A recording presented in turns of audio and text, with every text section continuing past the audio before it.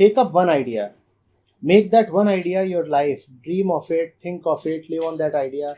Let the brain, the body, muscles, nerves, every part of your body be full of that idea, and just leave every other idea alone. This is the way to success, and this is the way great spiritual giants are produced.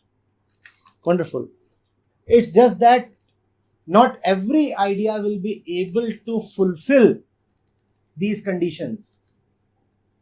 The idea must have some worth, the idea must have some weight, the idea must have some gravity.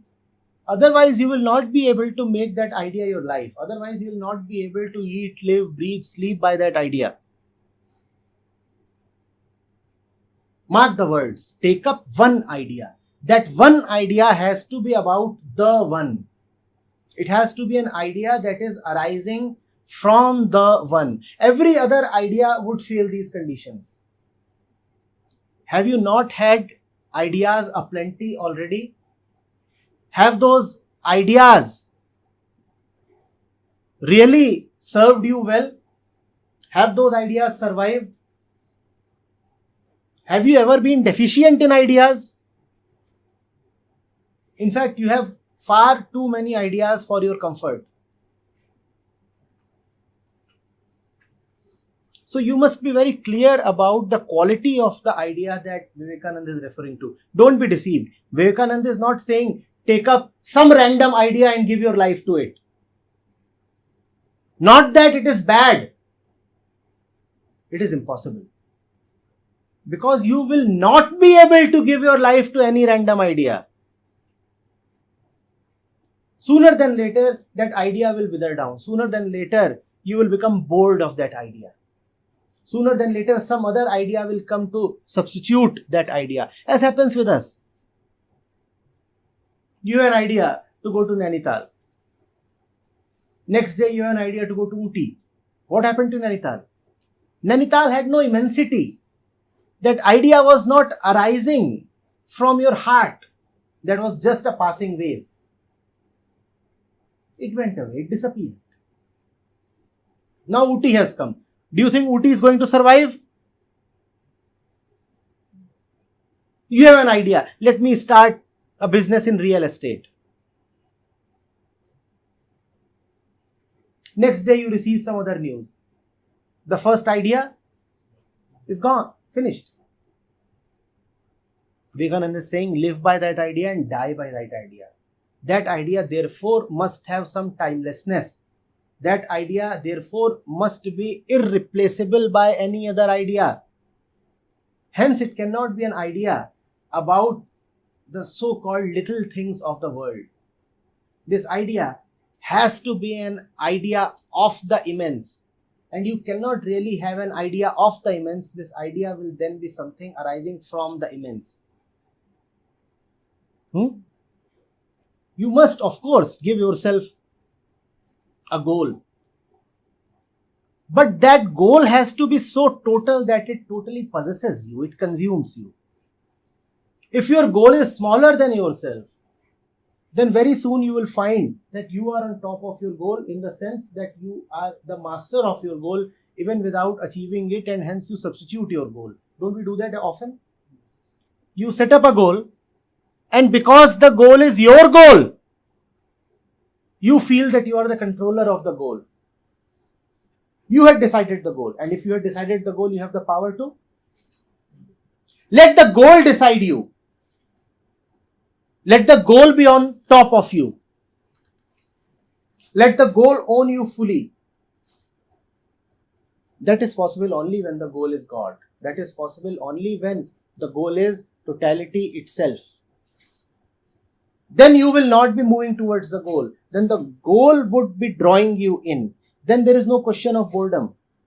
Then there is no question of shortage of energy. Because now the energy would be supplied by the goal itself. Now there is also no question of confusion.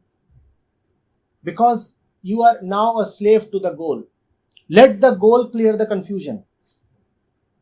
You are just allowing yourself to be moved. You are not really moving. You are not the doer. The doer is the goal itself. As long as the goal is not tremendously big, life has no real purpose. If your goals are small, they are no goals. You will be frustrated if you don't achieve them, and you will be doubly frustrated if you achieve them. Having achieved them, you will find that the next goal is waiting for you. And that is deep frustration. You will feel as if all your investment in reaching up to the first goal has totally gone down the drain. Give yourself a goal that is the final one. Give yourself a goal after which no more goals will be needed. Give yourself the goal after which the goal setter himself would be no more. That goal can only be that of your total annihilation. Let me disappear. Let me surrender myself to something so worthy that it deserves my total sacrifice. Unless your goal is that magnificent, that worthy, that tremendous, you will be just frustrated.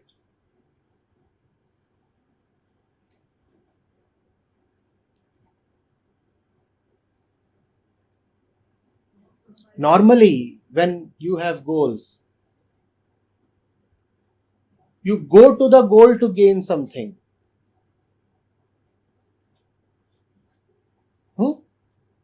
You go to the goal to succeed. The mark of a real goal is when you reach there, you won't be gaining something. You will be just losing. And you know that the movement to that goal is a movement in loss. So you are being made an idiot, and yet you move to the goal. That goal has to be so enchanting, so enarmoring.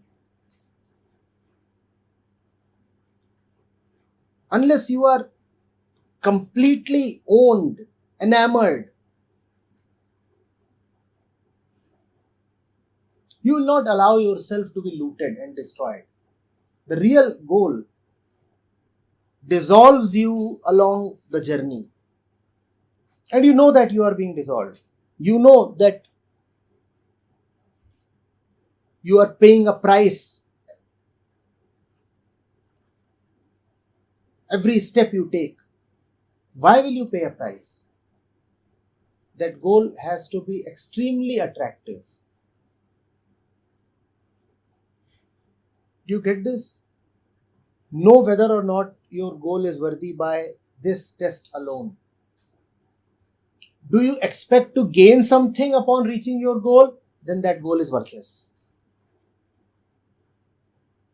Do you know that you are only losing and losing and losing as you are proceeding towards the goal?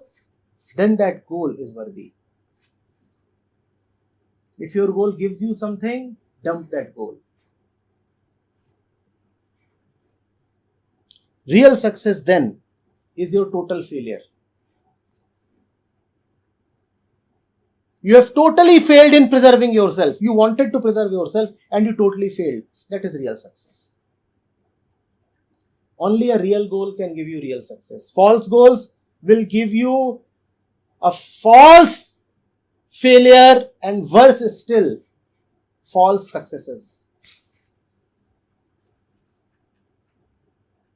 False successes are worse than false failures.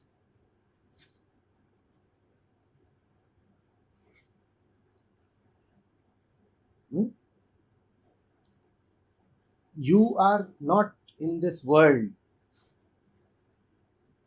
to beef yourself up, accumulate, fatten, and then die an obese man. You are here to burn yourself out.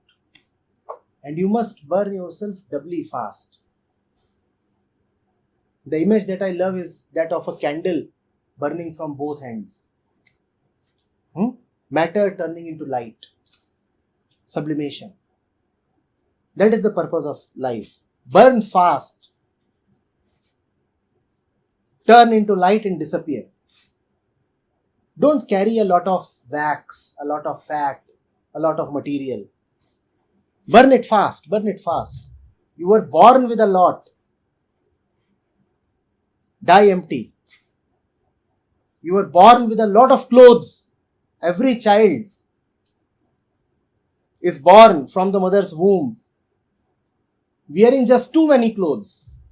The purpose of life is to die naked. Keep on peeling off the clothes one after one, layer after layer.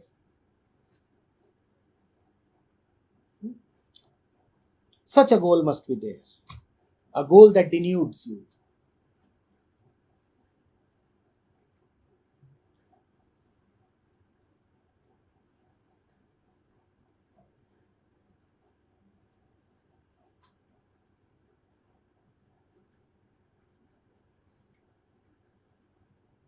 A lot of it, I know, sounds like